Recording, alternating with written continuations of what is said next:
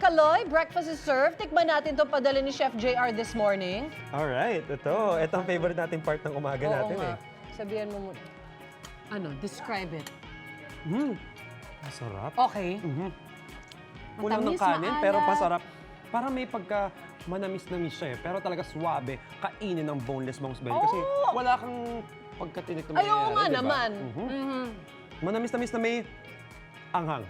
Ayun, nice pa parang tosino. Yes. Actually, tosino yung nakalagay dito sa mga Spicy. boting pinangalanan na namin lahat. Meron na siyang mga na-pentel-pen. At itong bangus belly, hindi lang daw belly good sa lasa. Ang maganda dyan, belly good din daw pagdating sa negosyo. Yan, alamin na natin kung paano yan. Good morning, Chef! Hi, Chef! Chef, okay lang po ba nilabelan namin, Chef? May mga may-ari na po nito. Hello, Hi, Chef! everybody!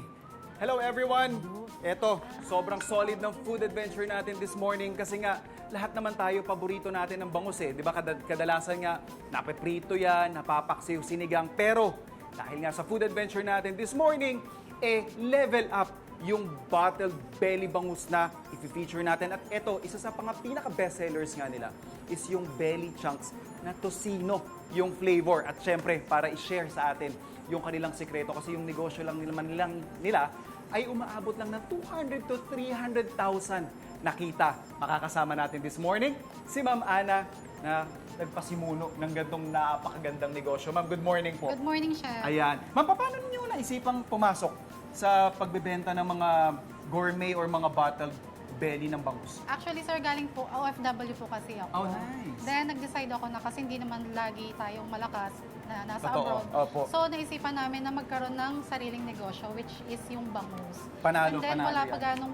market, wala pang ganong bangus market sa Pilipinas, oo. So, nag-decide kami na what if pasukin na lang natin yung pagbebenta ng bangus and then gawin natin siyang gourmet. Eto nga, speaking of gourmet, ma'am, 200 to 300, na 1,000 na kita kada buwan Yes po. malaking tulong yun. At saka syempre, yung trabaho na binibigay. Ma'am, yung recipe po ninyo, specifically dito sa tosino natin, paano nyo po siya ginagawa? Actually, own recipe namin to. Okay. So, ang ginawa namin, para ma-enhance po yung tocino flavor niya. Alright. So, meron po kaming dalawang klase ng pagmamarinate. Pero Okay. ito na lang po yung papakita ko sa inyo. Yes. So, gumagamit po kami ng natural ingredients, walang preservatives. Nice. So, gumamit po kami ng corn oil, annatto extract, Anato, syempre, no? ah, Para dun sa kulay. yes, Oo. sugar, and pinch Ayan, of no? salt lang. Ayun, so ganun lang kabilis po. Yes. Tapos may mga spices lang din tayo nilalagay dito, Meron mga po. luya, gano'n. Yes. Bali, Alright. 12 hours lang po namin siya. 12 hours po namin siya minamarinate. So 12 hours para manuot yung lasa, Yes. and then after nun, ibobote na ba kagad natin, ma'am? Hindi po. pa. Dito po ang next step. So, kailangan lang po na... Ito.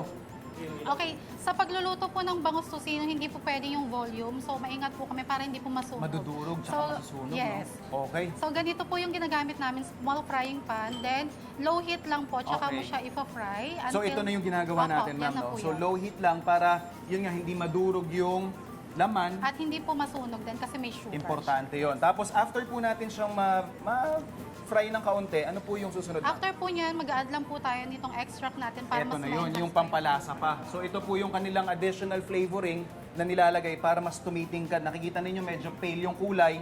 Ito ilalagay lang natin ng kaunti. Konti lang po. Yan, para mas tumingkad yung pagkapula niya. At saka syempre mag-intensify palalo yung flavors, ano? So after nyan, ma'am, ano na pong susunod After na? frying, diretso na po tayo sa paglalagay na po sa bote. Ah, okay. So ganun lang po kabilis Ganun lang yun. po no? kasi. Napakasimple, kayang-kayang gawin ng kahit sino, ma'am, ano? Tapos, yung production ninyo, ma'am, gaano karami yung nagagawa ninyo kada batch? Opo, siguro in a month, nakakagawa po kami ng 30,000 bottles po. 30,000 In a month na bottles. po yun. Mga ilang kilo yun, ma'am, sa bangus? Nasa 9,600 kilos po ng bangus. Wow! Toneto-nilada Yes. yung napoproseso natin. Imagine nyo na lang po kung gaano karaming employment yung naibibigay natin sa mga kasama natin. Ito na po yung ilalagay natin, konting oil, tsaka syempre marami pang laman yan. Ano? Mga ilang grams po ito, ma'am? 200 grams po. Alright, 200 grams. And then nabibenta po natin siya magkano per bottle? Per bottle po, 290 yung classic. Yung Okay. spicy po, 295. Kasi may 200. spicy flavor. Oh, yun siguro yung natikman ni Kaloy Yes kanina kasi medyo may anghang Medyo daw. may anghang. At eto na yan mga kapuso. Tapos label na lang yung kulang dito. Label no? po. Sanitize Bali, yung Sterile. container, tapos ikaka na lang natin. Opo. Alright! Then, tsaka po tayo magpo-proceed sa pagle-label. Pagle-label. Exciting, ma'am, no? Napakagandang idea. And hindi pa sila ganun katagal, pero ito, lasang-lasa natin yung sarap. At syempre, yung mga gantong approve at sulit at talaga namang tumataginting ang kita. Dito lang yan sa inyong pambansang morning show kung saan laging una ka, unang hirit. Hirit.